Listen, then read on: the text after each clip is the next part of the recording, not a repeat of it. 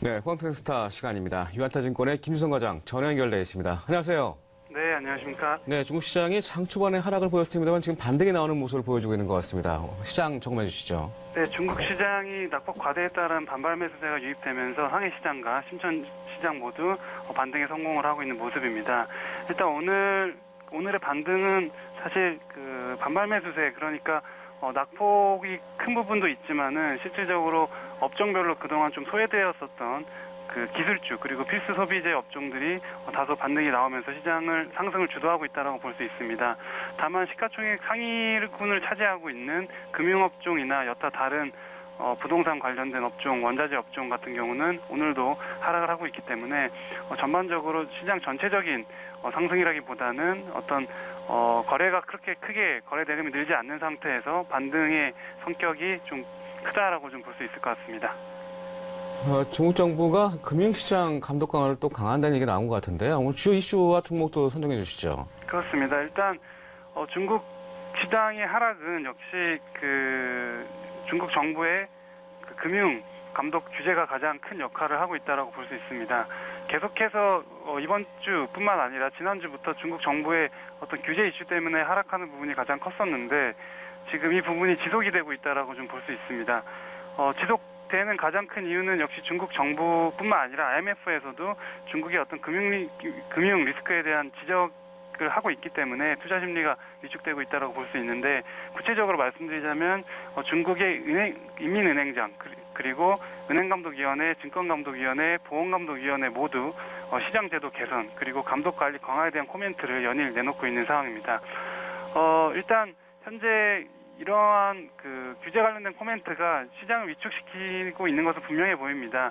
어제 기준으로 그 양증시, 심천과 상해 증시 모두 거래량이 3,499억 위안에 불과했었는데 이 수치는 2016년 10월 이래 절대치로 가장 낮은 수치입니다. 즉 거래량이 줄면서 대기 매수세가 약해지고 그 대량 매물만 계속 출회되고 있는 상황이다라고 볼 수 있는 상황입니다.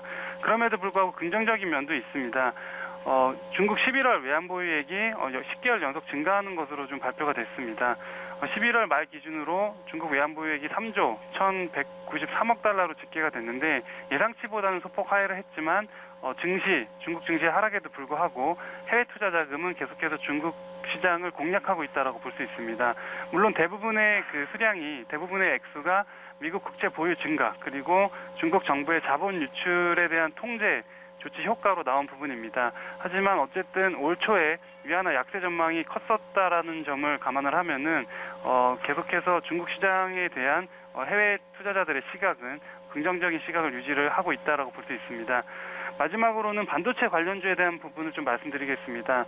사실 오늘 시장 반등을 이끌고 있는 부분도 반도체와 기술주 위주의 종목들이 상승하기 때문입니다. 그렇기 때문에 상해 시장보다 심전 증시가 더 많이 오르는 부분도 기술주가 많이 상장되어 있기 때문에 오늘 IT 업종들이 상대적으로 강세를 보이고 있습니다. 중국 반도체 관련된 그 업종은 사실 반도체는 우리나라와 대만이나 일본인 그리고 미국에 있는 기업들이 좀 주도를 하고 있죠. 하지만 중국은 중국 정부 정책 그 반도체 굵기 정책 하에 5년 계획으로 지금 반도체 쪽에 굉장히 큰 투자를 지속을 하고 있는 상황입니다. 때문에 중국 정부에서는 중국 반도체 산업 호황기가 10년 이상 지속될 것으로 전망을 하고 있습니다. 대부분 메모리 그리고 OLED 관련 그리고 최근 자동차 전장 부품 수요가 폭증하면서 2018년까지 해당 산업이 지속적으로 성장을 할 것으로 좀 전망을 할 수 있는 상태입니다. 중국에는 우리가 알만한 반도체 큰 기업이 있다라고 볼 수는 없습니다. 하지만 부품업체 중에서 심천시장의 그 대표 종목이라고 할 수 있는 화천곽이라는 업체를 오늘 말씀을 좀 드리겠습니다. 역시 반도체 직접 회로를 생산하는 기업이고 200여 개의 반도체 제품 패키징을 하고 있는 기업입니다.